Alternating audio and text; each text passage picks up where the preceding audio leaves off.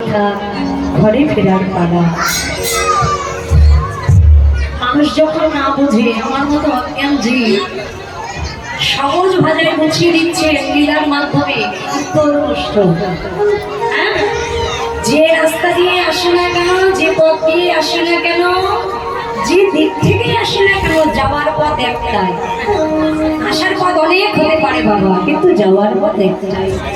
মানুষ যখন মারা যায়, মানুষের মৃতদেহের মাথাটা কোন দিকে দেয় মায়েরা? কোন দিকে? কেন পূর্বে রাখে না কেন, পশ্চিমে রাখে না কেন? দেখেছো? লীলার নামকরণের মাধ্যমে বুঝিয়ে দিচ্ছে উত্তর পশ্চিম যাওয়ার পথটা একটাই, ওই উত্তর দিকেই যেতে হবে। যে রাস্তা দিয়ে, যে পথ দিয়ে তুমি আসো না কেন, এখানে যেতে কিন্তু তোমার একটা পথই হবে। খুব সুন্দর লীলা, শুধু অনুভূতি আর অনুভবের দ্বারা বুঝে নিতে হবে আস্বাদনের বিষয়। মধুময় মধুর বৃন্দাবন, আমার আমার প্রাণ গোবিন্দ, প্রতিদিনে কত করে কত করে নন্দ মহারাজের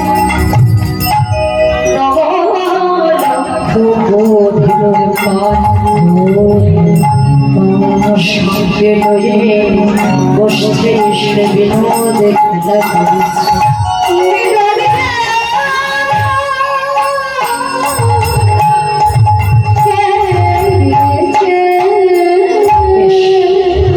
ভগবান বিনোদ খেলা করছে, খেলিতে খেলিতে ভগবান হঠাৎ গগন হয়েছে।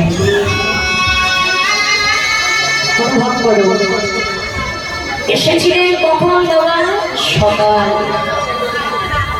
খেলার ছলে খেলিতে খেলিতে প্রভাতকালটা যে কি করে কেটে গেল স্বয়ং ভগবান নিজেই বুঝতে পারলেন না। আমরা কি করে বুঝবো? বোঝার বিষয় বাবা, ভগবান বুঝতে পারেননি, আমরা কি করে বুঝবো? তিনি বুঝেছেন, বুঝেও না বোঝার মাধ্যমে আমাদের মতো কলির জীবকে বোঝাতে চাইছে। কেননা বোঝার মালিক তো তিনি, শেখানোর মালিকটাই তো হচ্ছেন তিনি। সকালবেলায় এসেছেন, খেলতে খেলতে প্রভাতকাল চলে গেল।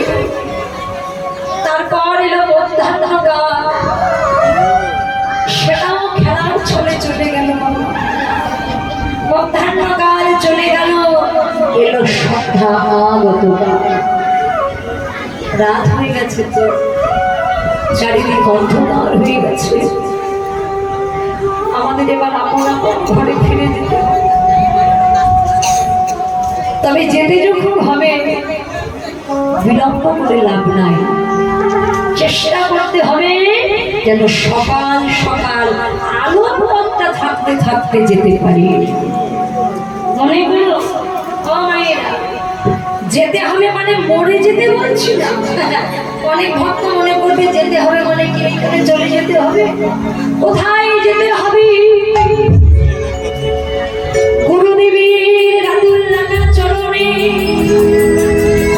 আমাদের আসল ঠিকানায় গুরু দীক্ষা, গুরু শিক্ষা গ্রহণ করে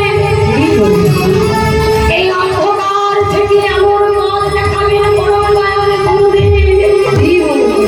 তিনি নিজ হাত ধরে আমাদের আলোর পথ ধরে নিয়ে যাবে সেই বড় দাদাই গোবিন্দের শ্রী চরণে।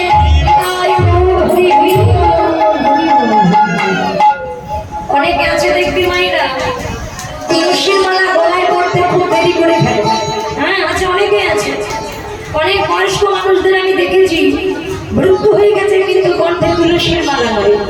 হ্যাঁ, যারা দেশা কি হবে অহংকার করে বাবা, তোমরা করেছো সকলে আছে বাবা।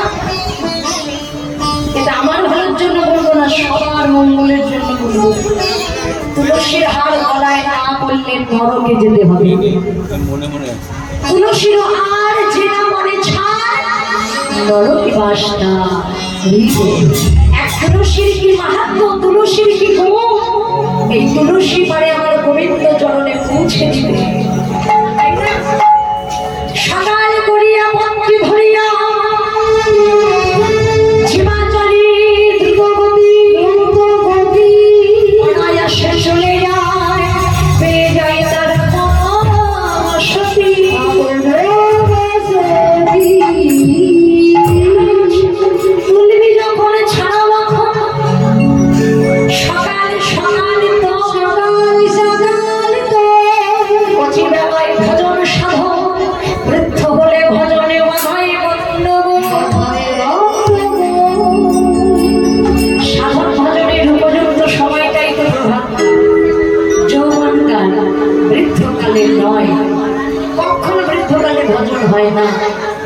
বয়স বাড়বে, চুল পাক ধরবে, কি বাবা ঠিক তো? আমাকে হবে, দাঁত করবে, নয়নে দৃষ্টি শক্তি যাবে, বদনে বলার শক্তি যাবে, চরণে চলার শক্তি যাবে, এক এক করে সব শক্তি হবে।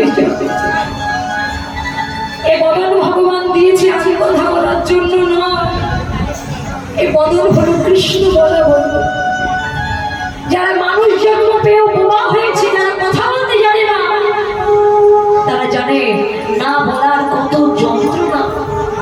বৃন্দাবনে যারা পশু ছিল তারা গোবিন্দের কাছে শুধু একটাই প্রার্থনা করেছিল, অন্য কিছু চাইনি বাবা।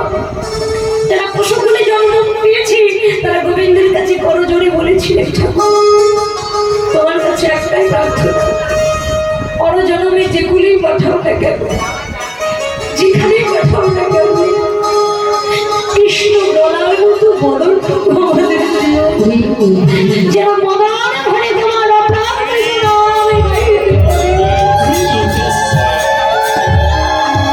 বৃন্দাবনের বৃক্ষ যারা, তারা গোবিন্দের কাছে প্রার্থনা করেছিলেন, হে গোবিন্দ, পরজন্মে যেগুলি জানো আর কিছু দাও বা না দাও, আমাদের চলার মতো দুটি পদ দিও। কেননা তুমি যখন হেঁটে হেঁটে গোচারণে যাবে তোমার মস্তকে কত তাপ লাগবে, আমাদের যদি দুটি পদ থাকে আমরা কি করবো জানো? আমরা হেঁটে হেঁটে তোমায় ছায়া করে করে গোচারণে। ভক্তের কত প্রেম, কত ভক্তি, কত ভালোবাসা, পাদ পাদ বিচ্ছক্তি, পাক্য বিচ্ছক্তি পশুবা।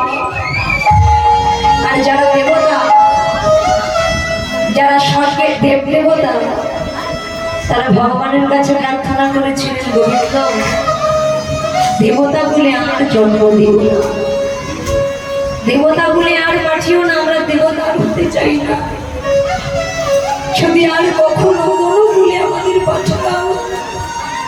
তোমার চরণে নিবেদন প্রভু, আমাদের বৃন্দাবনের মানুষ করে করছে, আমরা মানুষ হতে চাই, ব্রজের মানুষ হতে চাই। কেননা বৃন্দাবনের মানুষ হয়ে সদা সর্বদা তোমার সঙ্গে থাকবো, আর ব্রজের ধুলা মনকে মেখে আমাদের জনম ধন্য করবো। আর আমরা মানুষ, আমরা শুধু সুখ চাই ভগবান, তাই না? এই এত কিছু আছে, বলিবার মতো বদন আছে, চলিবার মতো দুটি চরণ আছে, চরণ আছে, দেখিবার মতো দুটি নয়ন আছে, নয়ন আছে, হরিনাম শ্রবণ করার মতো শ্রবণ আছে, শ্রবণ আছে, সাধন ভজন করবার মতো ভজন যোগ্য একটা দেহ আছে, দেহ আছে। কি নেই বলো তো মায়েরা, কি নেই আমাদের কাছে? পরিপূর্ণ করে যোগ্য দেহ দিয়ে পাঠিয়েছে, ভগবানের কাছে যাওয়ার শেষ নেই। শুধু দাও, সারা জনম ভগবানের কাছে চাইছি শুধু।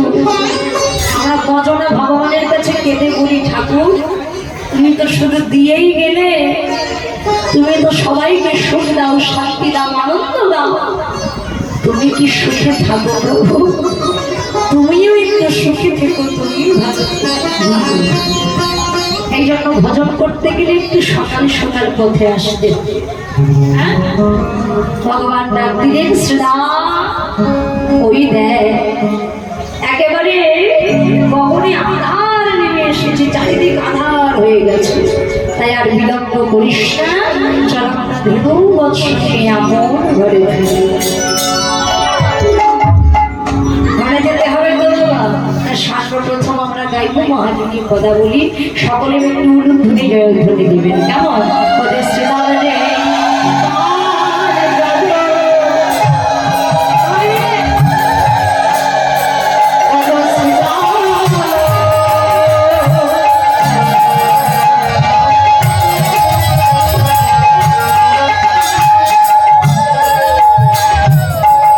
শানিদা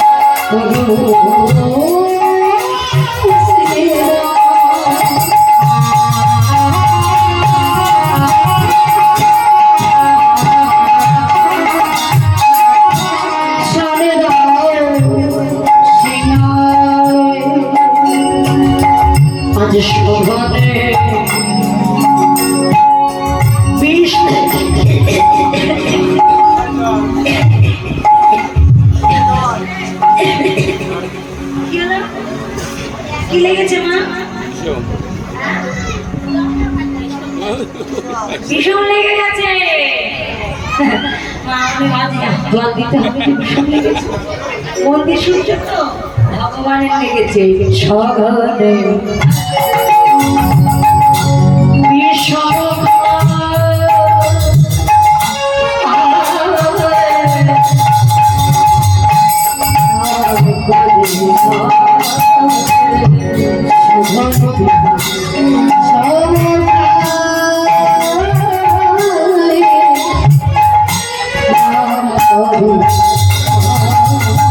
আমার মাই বুঝি আমার নাম করেছে আমার বুঝি নাম করেছে আমার মা বুঝি নাম করেছে নাম করেছে আমি নইলে বেশা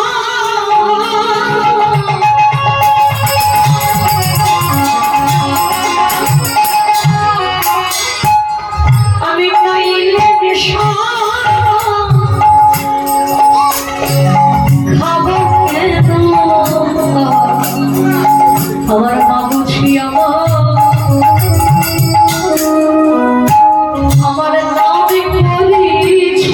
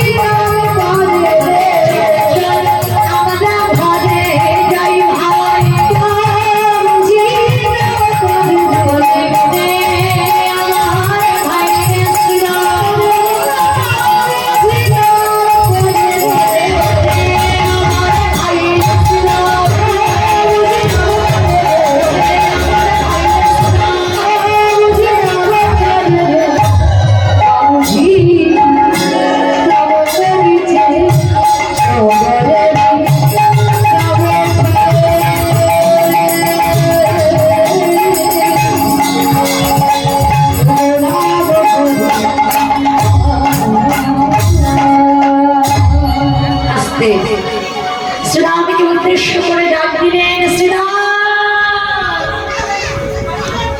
মেলা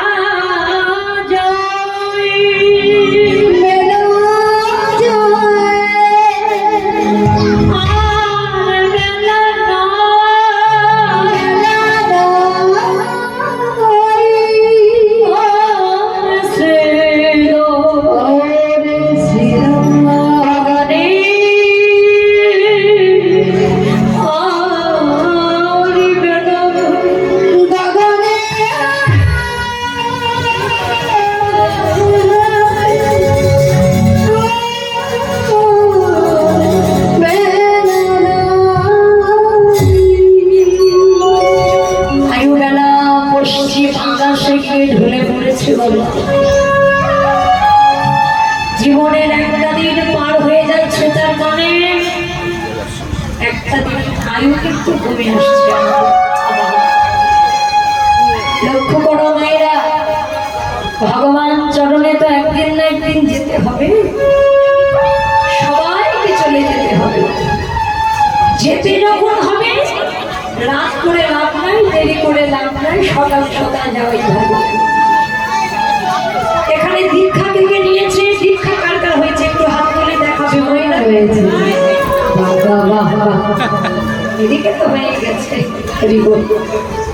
যারা এখনো পর্যন্ত গুরুজনের আশ্রয় করেনি আমি তাদের পায়ে ধরে বলবো সবার আগে দীক্ষার দরকার ভগবানের কৃপা পরে হোক কিন্তু গুরু কৃপা আগে দরকার স্বয়ং ভগবান সকলকে কৃপা করতে পারে কিন্তু গুরুদেবের কৃপা সবাই পায় না শাস্ত্রের কথা কৃষ্ণ কৃপা জগৎময়, গুরু কৃপা কোনো কোনো ভাগ্যবান জীবের হয়। যে কথাগুলো বলবো খুব মন দিয়ে শুনে নেবে মায়েরা।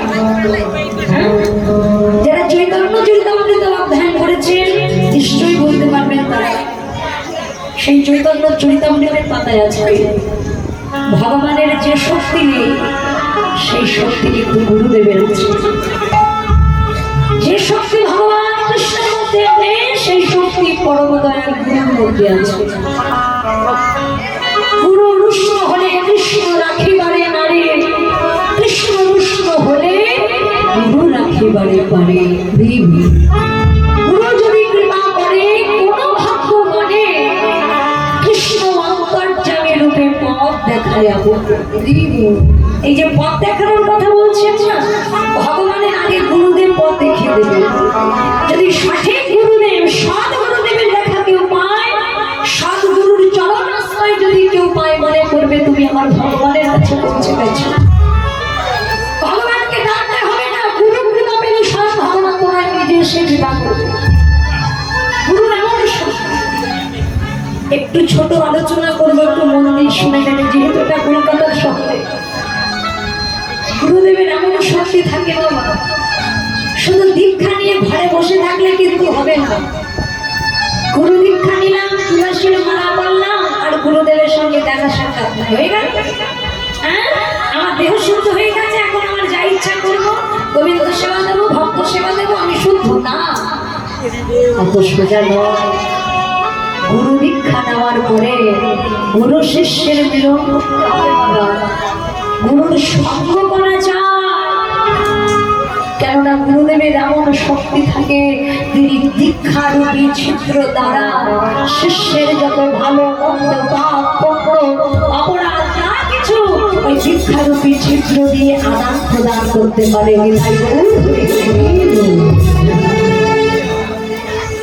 ছিলেন একজন গুরুদেব। গুরুদেব যেমনই হোক না কেন অবহেলা করলে হবে না। গুরুদেব তিনি পরম গুরুদেব, সৎ গুরুদেবের সন্ধান নিতে হবে মায়েরা। এই কলকাতায় ছিলেন একজন গুরুদেবকে একটু অবহেলা করেছিলেন বলে শেষ জন্মে কত যন্ত্রণা তাকে সহ্য করতে হয়েছে। একজন গুরু ছিলেন, সৎ গুরু ছিলেন, আর শিষ্যকে ছিলেন যিনি গুরুচরণে অপরাধ করেছিলেন।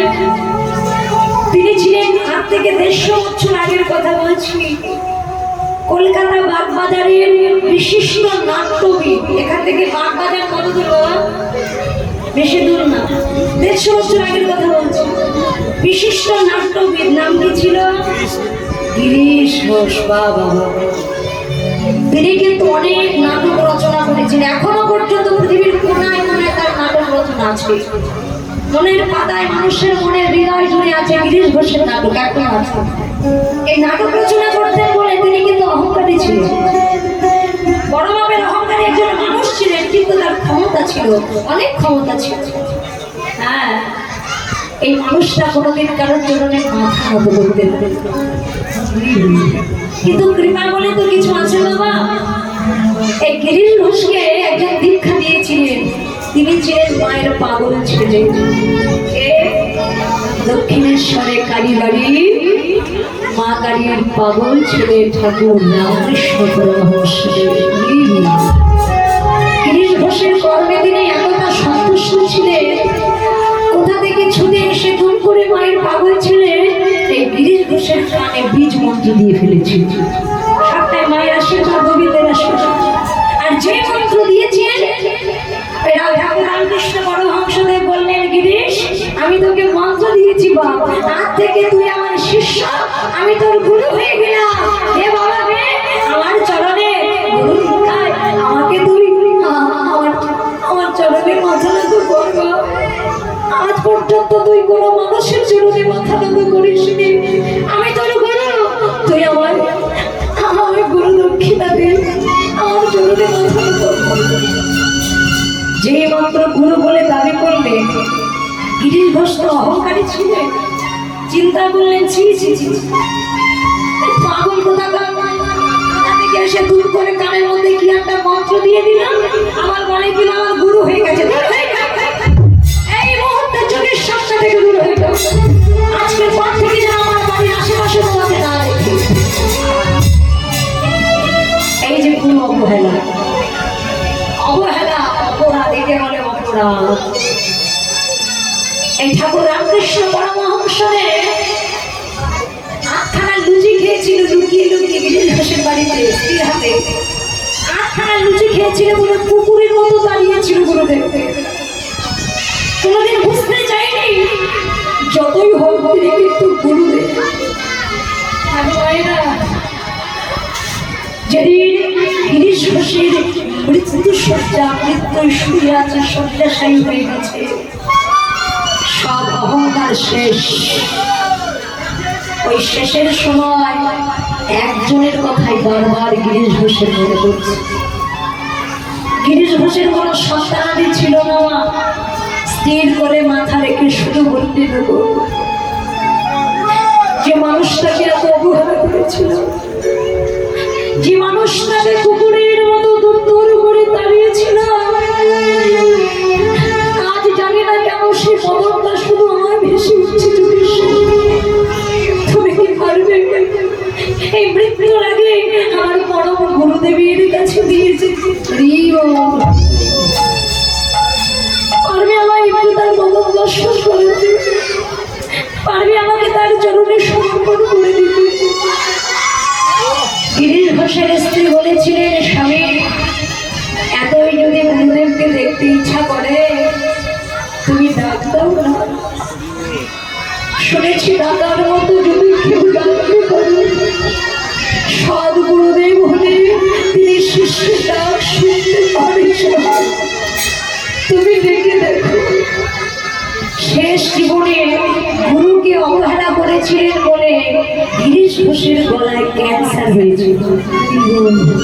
বাবা, গিরিশ ঘোষের কণ্ঠে ক্যান্সার হয়েছিল, আর এত যন্ত্রণা সহ্য করতে পারছে না, কিন্তু শেষবারের মতো ডাক দিয়েছিল কলকাতা বাগবাজারের ঘরে। গিরিশ ঘোষের ঘর থেকে ডাক দিল, গুরুদেব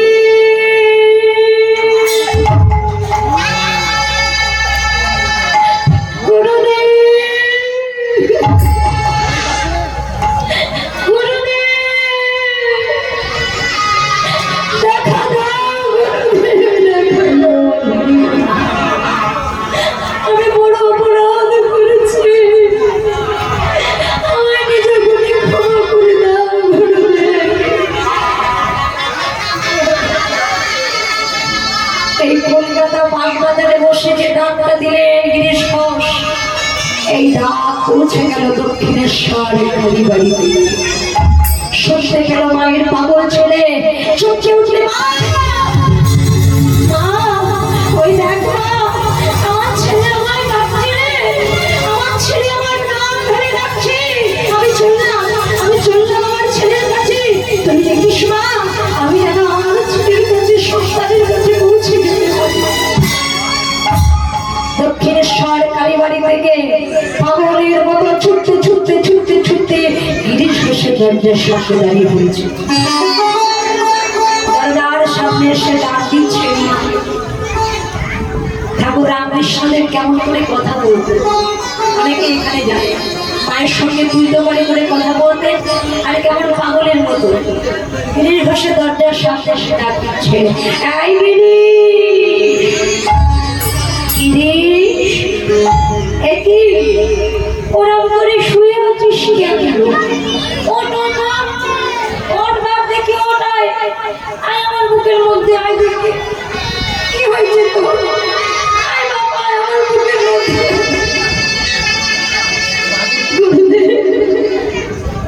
তোমার এত দয়া,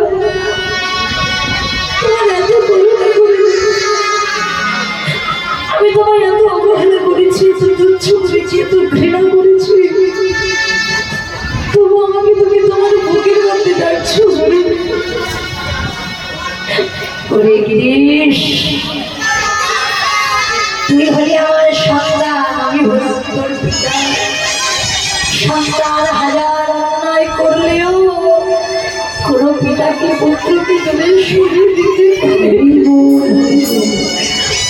কিন্তু গুরুদেব আমি আমি এমন পাপের দেহ নিয়ে, এমন অপরাধের দেহ নিয়ে যদি আপনার চরণ স্পর্শ করে ফেলি, তাহলে আপনার এই পবিত্র দেহ অপবিত্র হয়ে যাবে গুরুদেব। আমার দেহে তো শুধু পাপ আর অপরাধ নারে কৃষ্ণ। গঙ্গার উপর দিয়ে কত মরা, কত কত কিছু মিশে চলে যাচ্ছে, ওই গঙ্গা অপবিত্র হয় না। আয় গিরিশ, আমার বুকে যেই মাত্র ডাক দিলে গিরিশ করলে গুরুদেব, যাওয়ার মতো শক্তি আমার এই গুরুদেব। আমার করতে হয়েছে মরণ ব্যাধি ক্যান্সার, আমার আর সময় নাই, আমার যাওয়ার সময় হয়ে গেছে। যাওয়ার কালে গুরুচরণে আমার একটাই নিবেদন, শুধু এই জন্মে নয়, প্রতিটি জন্মে জন্মে যুগে যুগে যদি আমি আমার মানব করে আসতে পারি, আপনার মতো গুরুর চরণ আশ্রয় করি, আপনার মতো গুরুদেবের কৃপায় আমি যেন পবিত্র চরণে পৌঁছে যেতে পারি। যেই বলেছে আমার মরণ ব্যাধি ক্যান্সার, ঠাকুর রামকৃষ্ণ ছুটে গেল। তোর কষ্ট হচ্ছে না? তোর কোথায় কষ্ট হচ্ছে? আমার এই কণ্ঠে, আমার কণ্ঠে বড় যন্ত্রণা হচ্ছে, আমি আর সইতে পারছি না গুরুদেব। দাঁড়া বাবা দাঁড়া, তুই আমার সন্তান, আমি কি তোর দুঃখ কষ্ট সহ্য করতে পারি না? দেখি কোথায় কষ্ট হচ্ছে, দেখি কোথায় কষ্ট হচ্ছে, দেখি। এই বলে ধীরে ধীরে গিয়ে রামকৃষ্ণ ঠাকুর গিরিশ ঘোষের গলায় হাতটা বুলিয়ে দিল। হাতটা বোলাচ্ছে, আর হাতটা বোলাতে বোলাতে বলছে, গিরিশ, এই গিরিশ, দেখ তো মা, তোর আর কষ্ট হচ্ছে কিনা, দেখ তো বাবা, তোর আর কষ্ট হচ্ছে কিনা। হঠাৎ গিরিশ ঘোষ চুপকে দেখি, আমার যন্ত্রণা, আমার কষ্ট, আমার কণ্ঠে তো কিছুই নাই গুরুদেব, আমার আর কোনো যন্ত্রণা নেই, আমার আর কোনো কষ্ট নেই, কি করে থাকবে গিরিশ? তোর কণ্ঠের যন্ত্রণা, তোর মরণ ব্যাধি এবার আমার কণ্ঠে এসে আজ থেকে তোর ওই মরণ ব্যাধি ক্যান্সার এই রামকৃষ্ণের গলায় এসে বিঁধে গেল। গিরিশ ঘোষ আছাড় খেয়ে পড়লে গুরুদেবের জয়।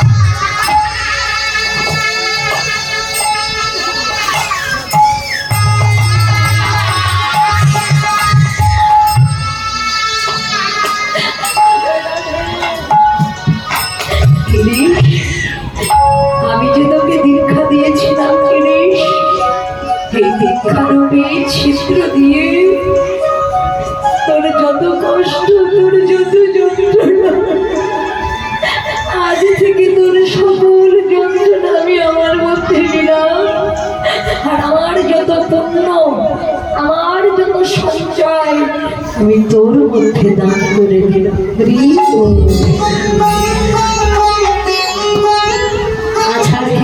গুরুদেবের শ্রীচরণে, গুরুদেব, এটাই যদি তোমার হয়, আজ থেকে আমি ওই চরণ স্মরণ নিলাম। জীবনে মরণের সুখে দুঃখে আমি ওই চরণ কোনদিন ভুলব না, শুধু ওই চরণের দাস হয়ে গেল থাকতে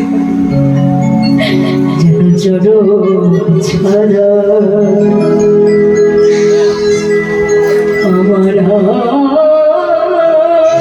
আমার কিছু নাহি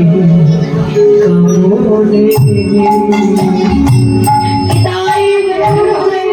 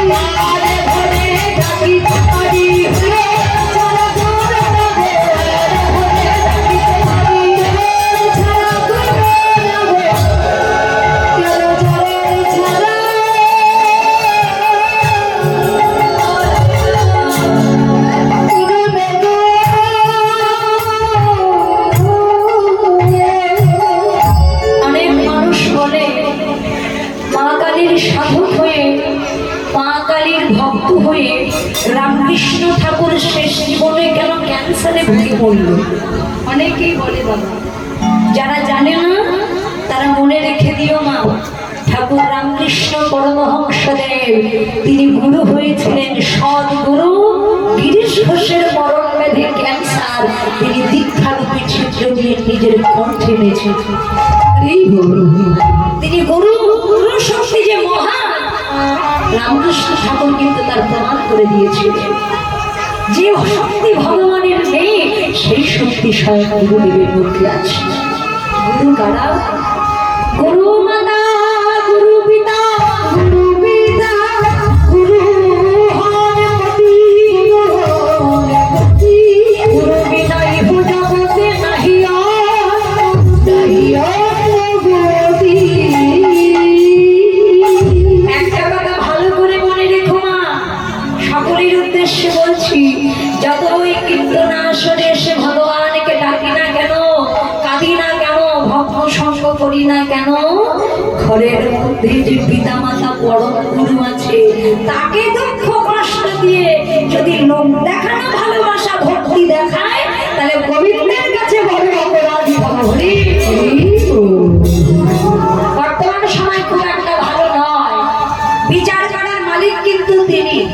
কারণ আমরা অনেক জায়গায় ঘুরি মায়েরা, অনেক দূরে দূরে কীর্তন করতে যাই, সব জায়গায় দেখতে পাই কি জানো, এতদিন শুনেছি বাড়ি গাড়ি টাকা পয়সা ভাগ ভাগ করা যায়, এখনকার সময়ে মা বাবা ভাগাভাগি হচ্ছে হচ্ছে না বাবা? কিছু কিছু জায়গায় ভাইও মায়েরা হয়তো মা বাবা বৃদ্ধ হয়ে গেলে ছেলেমেয়েরা ভাগ করে, 3 ছেলে হলে বলবে এক মাস তুই দেখ, পরের মাসে মেজো ভাই, তারপরের মাসে ছোট ভাই, আবার কোনো কোনো ছেলেরা তো দেখবেই না, বৃদ্ধাশ্রমে পাচ্ছে। তাহলে সবার আগে পিতা মাতাকে ভক্তি করো। পিতা মাতা আদি গুরু, শ্রেষ্ঠ গুরুদেব, আমাদের স্থূলের গুরুদেব হলো মা বাবা। মা বাবার চরণে সেবা করলে ভগবান সেবা হয়, তাই ভগবান এমনি সন্তুষ্ট হবে যদি তুমি পিতৃভক্তি মাতৃভক্তি করতে পারো। নমন করে সাদা গোসাই সেজে ভগবানকে ডেকে বললাম, তাই স্বয়ং মা বাবাকে ভালোবেসো, তাতেই ভগবান খুশি হবে। কিন্তু মা বাবাকে বাদ দিয়ে ঘটা করে বাড়িতে প্যান্ডেল করে লোক খাওয়াচ্ছ, মনে করছো কেউ বুঝতে পারছে না, যিনি বোঝার মালিক মন্দিরে আছে আর চোখে বাবা ফাঁকি দেওয়া যাবে, তাই না? তাই আজ স্বয়ং ভগবান আমাদের মতো জীবকে চৈতন্য দিচ্ছে। শ্রীরাম চারিদিকে কেমন আধার নেমে এসেছে, ওই দাগে দাগে বেলা পশ্চিম আকাশে ঢলেছে, আর বিলম্ব করিস রে ভাই, বিলম্ব করিস, চল চল এবার আমরা ঘরে যাই, কেন জানিস করে আজও আছে আমাদের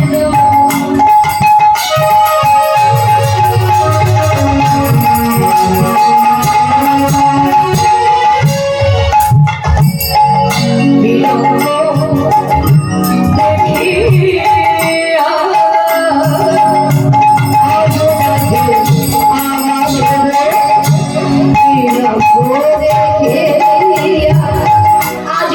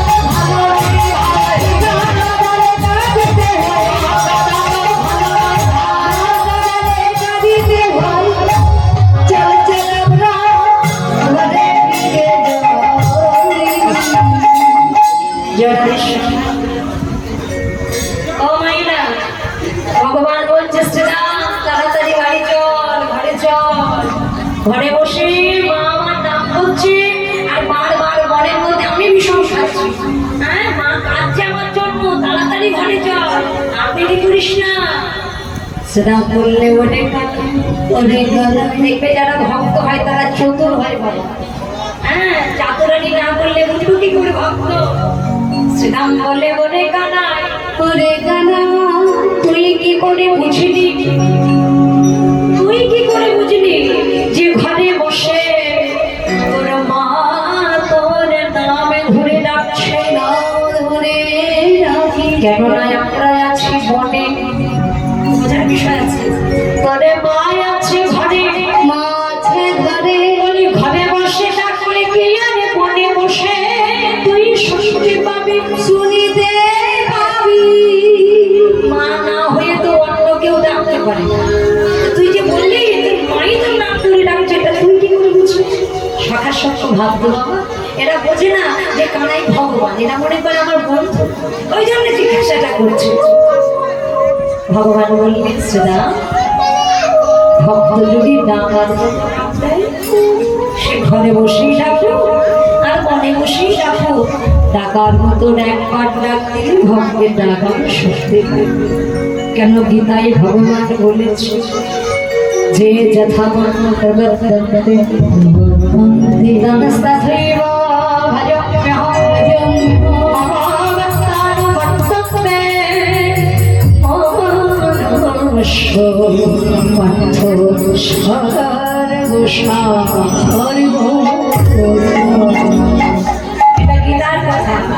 যে ভক্ত যেভাবে ভজন সাধন করে, যেভাবে আমায় স্মরণ করে, আমি কিন্তু তাকে সেভাবেই বলতাম। তাহলে মা ডাকছে আমি বুঝতে পেরেছি। কেননা যেমন বাছুরির অনুগত গাভী, তেমন ভক্তের অনুগত। একজন ভদ্রলোক অনেক মূল্য দিয়ে একটা দুধওয়ালা গরু কিনেছে, গাভী কিনেছে। গরু আছে তোমাদের বাড়ি? এদিকে গরু ঠরু থাকে দাদা? আছে জায়গা নেই বলে আমাদের থাকার জায়গা নেই, তো গরুটার আছে, কিন্তু গরু পোষো না আছে। একজন ভদ্রলোক অনেক মূল্য দিয়ে একজনের কাছ থেকে দুধওয়ালা গাভী কিনেছে। অনেক দুধ হয়, প্রায় 10-15 কিলো দুধ হয়। ছেলে পুলে নাতি নাতনিদের দুধ খাওয়াবে। অনেক টাকা দিয়ে দুধ কিনে মনের আনন্দে গরুর গলার দড়িটা ধরে টানতে টানতে বাড়ির দিকে নিয়ে যাচ্ছে। এবার রাস্তায় যে উঠেছে এমন করে ধরে টান দিচ্ছে, আর কোথাও যাচ্ছে বলে আয় দড়ি ধরে এত টানাটানি করছে বাবা, কিছুতেই গাভী যাচ্ছে না। কেন? বারবার পেছনের দিকে যাচ্ছে, বারবার পেছনের দিকে। এখন ওই লোকটা মনে মনে বলছে গরু কোনো রোগ আছে, ভালো গরু আনলো কি এমন হলো রাস্তায় এদিক ওদিক টাকায়, এ কোনো রোগ টোক আছে? এত আশা করে এত টাকা দিয়ে দুধওয়ালা গাভী কিনে না, আয় ওরা বাবা দরকার নাই, এই গরু আমার বাড়িতে আসি ফিরিয়ে। সেই গাভীটা নিয়ে আবার চলে গেল মালিকের কাছে। মালিকের কাছে গিয়ে বলছে দাদা এত আশা করে এত মূল্য দিয়ে আপনার গাভীটা নিয়েছি, দুধওয়ালা গাভী, দুধ খাওয়ার জন্য। আপনার গাভীর কোনো রোগ আছে? কিছুতেই যাচ্ছে না, এদিক ওদিক এদিক ওদিক ছটফট করছে। হ্যাঁ, এই নিন আপনার গাভীটা নিয়ে আর আমার টাকাগুলো মুখে ফিরিয়ে দিন। সে ভদ্রলোক বলে দিলেন দাদা এই যে এত মূল্য দিয়ে গাভীটাকে নিয়ে বাড়ি যাচ্ছ, এত মূল্য দিয়ে তুমি দুধওয়ালা গাভী নিয়ে যাচ্ছ দুধ খাওয়ার জন্য আশা করে, আর স্বল্প মূল্য দিয়ে তুমি যে বড় ভুল করেছ। তুমি দুধ খাওয়ার জন্য দুধওয়ালা গাভী নিয়ে যাচ্ছ, কিন্তু তার ছোট্ট বাছুরিটাকে তো আমার কাছে রেখে চলে যাচ্ছে। আর স্বল্প মূল্যের জন্য এই বাছুরিটাকে যদি নিতে পারতে, গরুর গলার দড়ি ধরে টানতে হতো না। ওই আগে আগে বাছুরিটাকে দিতে, দেখতে যে পথ দিয়ে বাছুরিটা হেঁটে যেত সেই পথ ধরে গাভীটাও চলে যেত। নিতাই গৌর হরি হরি। এই জন্য ভগবান বললেন যেমন বাছুরির অনুগত গাভী, তেমন ভক্তের অনুগত হলো। তাই চলো ভাই আমরা ঘরে যাই, বলো রাম দাস বলো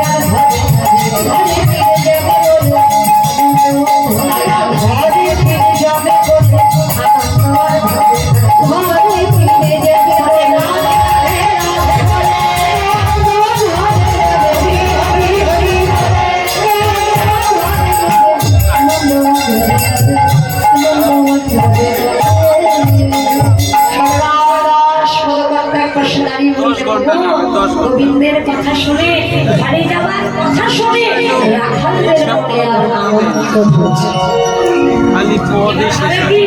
গোবিন্দ বলেছে শ্রীরাম আর দেরি করিস নে, পালগুলোকে সব এক জায়গায় কর। ধবলি, শ্যামলি, কমলি, পিয়ালি যে যেখানে আছে সব ধেনুর পালকে এক জায়গায় কর।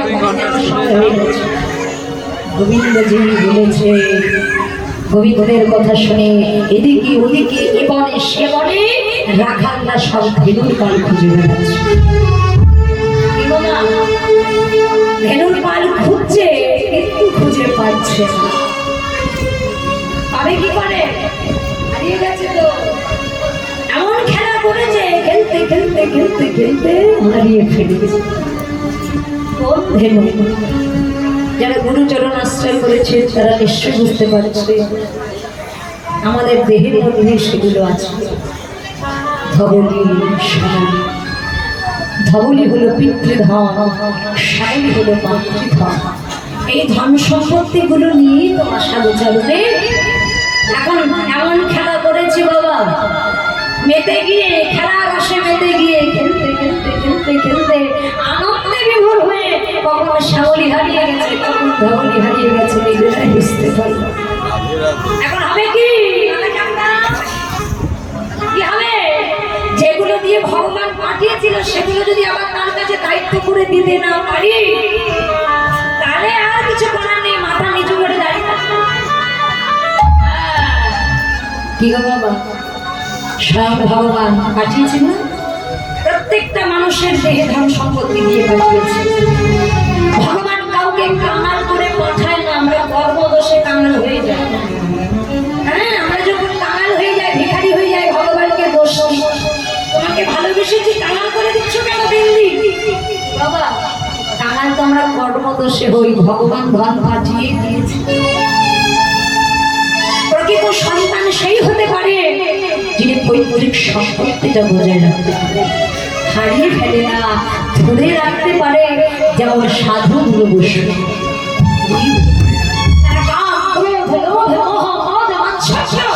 এই সদা রিপুকে সর্বরিপুকে নাম দিয়ে প্রেম দিয়ে তারা বশীভূত করে রেখেছে। কেমন? এদেরকে যদি বশ না করা যায়, এই দেহটা কখনো গোবিন্দ সেবায় লাগানো যাবে না।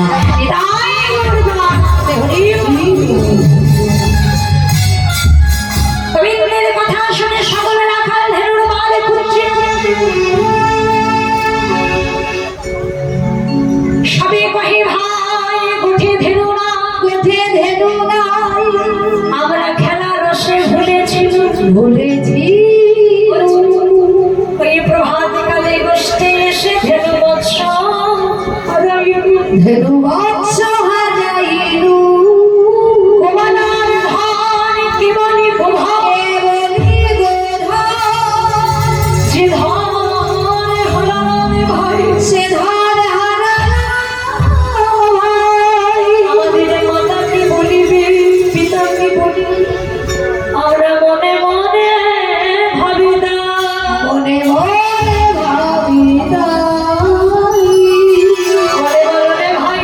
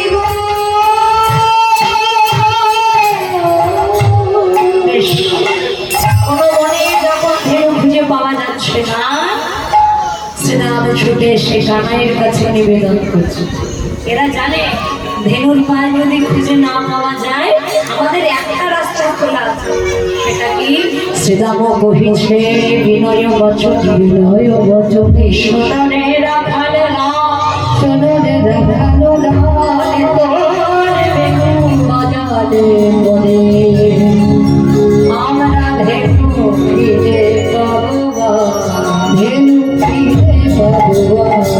তাহলে কি বাজাতে হবে মা? গোবিন্দের হাতে কি বাজে? জোরে বলো। বাঁশি। কি বাবা যন্ত্রের নামটা কি? বাঁশি। ওর কি একটাই নাম? আরো নাম আছে তো, সেগুলো কি জানো? ভগবানের হাতে যেটা বাজে যে যন্ত্রটা তার তিনটি নাম, এগুলো মনে রাখবে মায়েরা। কখন কোন টাইমে কোন সিরিয়াল হচ্ছে এসব মনে রেখো না, ওগুলো মাথা থেকে দিয়ে দাও। গোবিন্দের হাতে যেটা বাজে তার তিনটি নাম, একটা হলো বাঁশি, আর একটা নাম কুড়ুলি, আর একটা নাম হলো বেনু। কি বুঝেছো? মনে আছে? বাঁশি, কুড়ুলি, বেনু। এবার কাদের জন্য ওটা বাজায়, কখন বাজাতে হয় সেটাও তো জানতে হবে। বাঁশিটা বাজবে শুধু রাধারানীর জন্য, আর কুড়ুলিটা একবার বেজেছিল বৃন্দাবনে, সেটা হলো রাসলীলা। এখানে রাস হবে, দুটোর সময় রাস শুরু হবে, সেখানে কিন্তু বাঁশি বাজবে না, সেখানে মুরলি বাজবে। রাসের সময় মুরলি বাজে। আর বেনু কখন বাজে? এই এখন যখন ধেনু বৎস খুঁজে পায় না, হারিয়ে ফেলে, তখন ভগবান বেনু বাজা। বেনু রবে, ধেনু বৎস যেন ঘরে ফিরে আসে, তাই না? তাই গোবিন্দ বিলম্ব না করে বেনু বাদন করছে যাদের মুখী দিয়া বেনু চাঁদ দিয়া বেনু চাঁদ মুখে দিয়া বেনু চাঁদ মুখে দিয়া বেনু চাঁদ মুখে দিয়া বেনু দিয়া বেনু নাম লইয়া সব ধেনু চাঁদ মুখে দিয়া বেনু নাম লইয়া সব ধেনু ডাকিতেলা বিনয় শৈশব আহরিরে ডাকিতেলা আহরিরে ডাকিতেলা আহরিরে ডাকিতেলা আহরিরে ডাকিতেলা আহরিরে ডাকিতেলা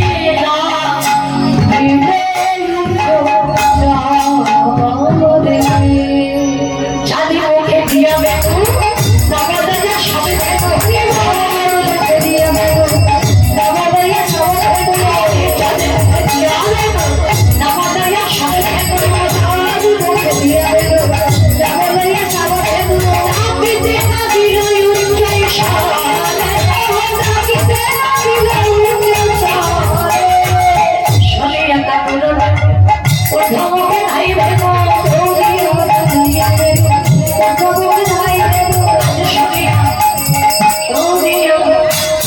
শুনিয়া শুনেছে, তাই তো পশুরা বেনুর গান শুনেছি, আর গোবিন্দ বেনু বাজাচ্ছি, কি করেছি বলনটাও যে করে দিয়েছে। শুনিয়া বেনু ওঠমকে ধাই বেনু শুনিয়া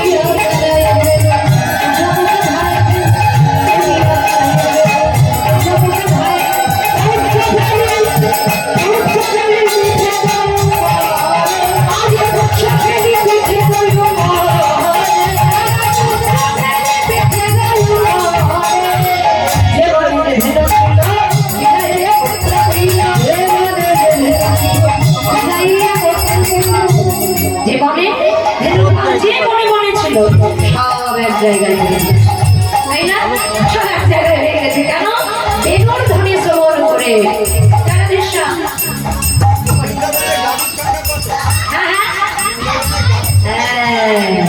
গোবিন্দের ধেনুর সংখ্যা, ধেনুর পাল, তাই তো? মোট কটি? বাবা জিজ্ঞাসা করেছে কিন্তু গোবিন্দ যে ধেনু বৎস গাভী চালাচ্ছে কতগুলো ছিল? নব লক্ষ। একটা দুটো গরু বাছুর নয়, 9 তো ভালো কথা বলে দিয়েছেন, যার বাড়িতে দুটো পাঁচটা গরু আছে তাকে কত খাবার দিতে হয়, কত গোবর হয় তারা জানে। আর আমার গোবিন্দ যে ধেনু চড়াচ্ছে 9টা লক্ষ বাবা, একটা দুটো নামই তবে কোন নবলক্ষ জানতে হবে। পার্থিব জগতের 9 লক্ষ লক্ষ এগুলো নয়, ভগবান এগুলোকে চালন করছে 9 লক্ষ নূতন লক্ষ। নব মানে নূতন লক্ষ যাদের স্থির হবে, নূতন লক্ষ যারা গুরু চরণে স্মরণ করে গোবিন্দ চরণে শরণাগত হবে। এটাই বলবো। তো সবাই ঘরে যাবে তো? চলো আমরা গোবিন্দের সহিত ঘরে যাই, আপন আপন ঘরে। কেউ উঠো না, যেন বাড়ি যাচ্ছে নাকি বাবা? আচ্ছা হয়ে গেছে, এরপরে এখন অনেক লীলা আছে কিন্তু। দেখো সবচাইতে বড় কাজ করছে উনি, সবচাইতে বড় মূল্যবান কর্মটা করছে। ভক্তের হেঁটো পাতা ঘুরাচ্ছে, যেটা স্বয়ং ভগবান রাজস্বকে করেছে। চলো যেতে হবে আমাদের আপন ঘরে, তাই গোবিন্দের সহিত আমরা যাবো। ওকে জয়ধ্বনি করতে হবে কিন্তু এবার। হ্যাঁ, অনুসারী মেনোরা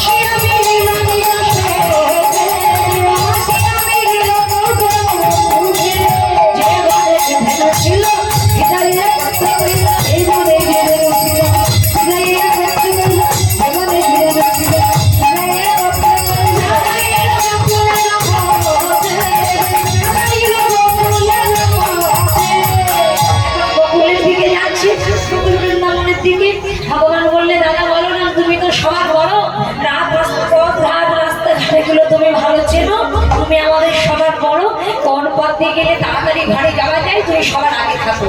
তাই দাদা বলরামকে দিল সবার আগে, আর ভগবান মাঝখানে, পেছনে সব রাখাল ধেনুক পালার সঙ্গে যাচ্ছে। সেটা কান্তি অনুভব আগে ভাই বলো, আগে ভাই বলো, আরে শিশু চলে আরে শিশু চলে আরে শিশু চলে সমান গতি আছে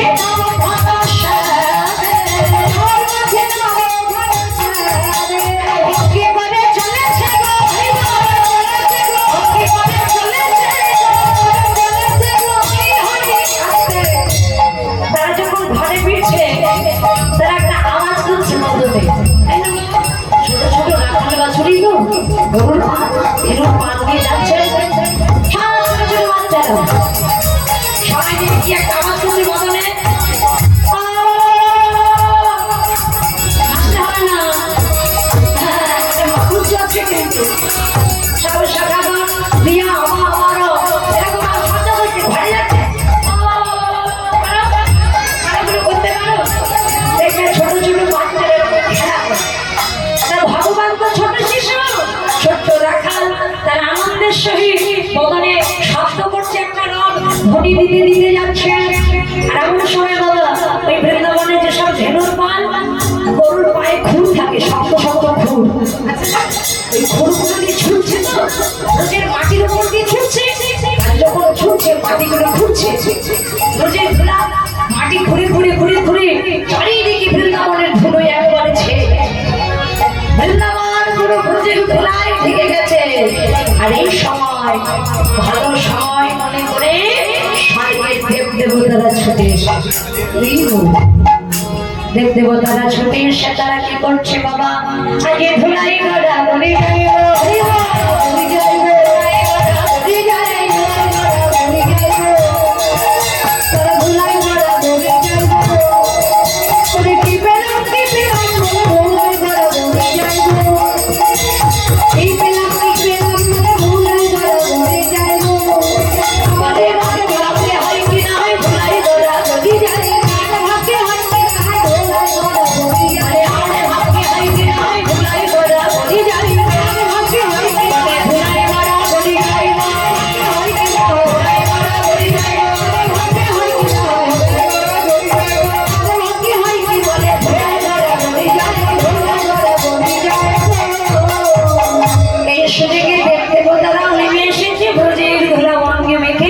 তাদের জনম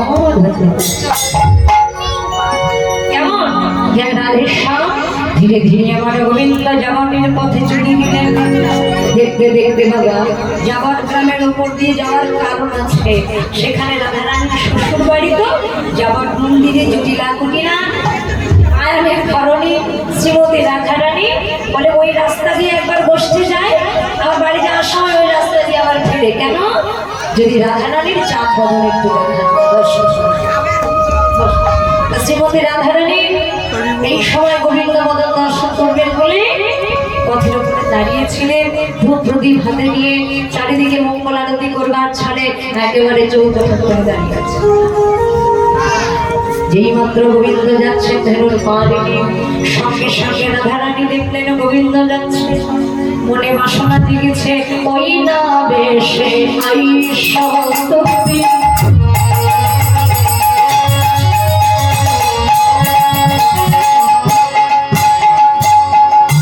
দেখো দাঁড়িয়ে রয়েছে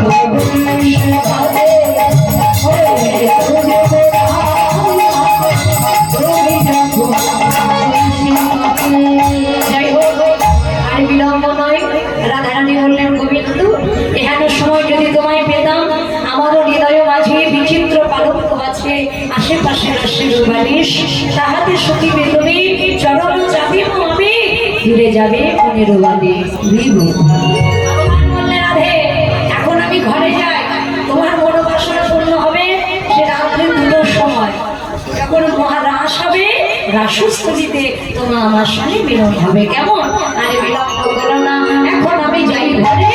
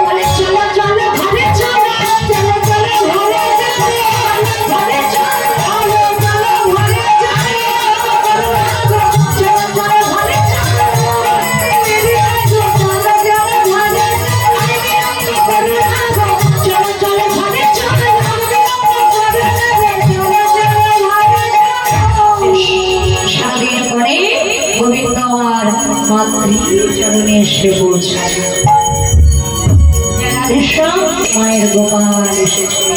একটু উলুধ্বনি করা সবাই মিলে মা যশোদা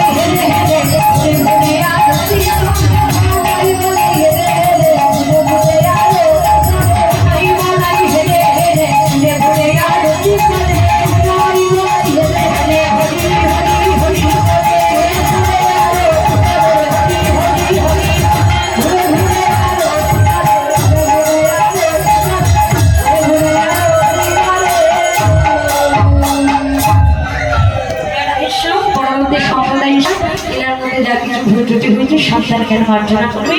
একটু সবাই মিলে দুর্গা তুলি ছোট করে একটু গাই। যে যে রাধা রামন হরিব, যারা পেছনে ফাঁকি দিচ্ছ এনার্জি নিয়ে আসতে হবে। জয় রাধেশ্যাম। রাধা রামন হরিব,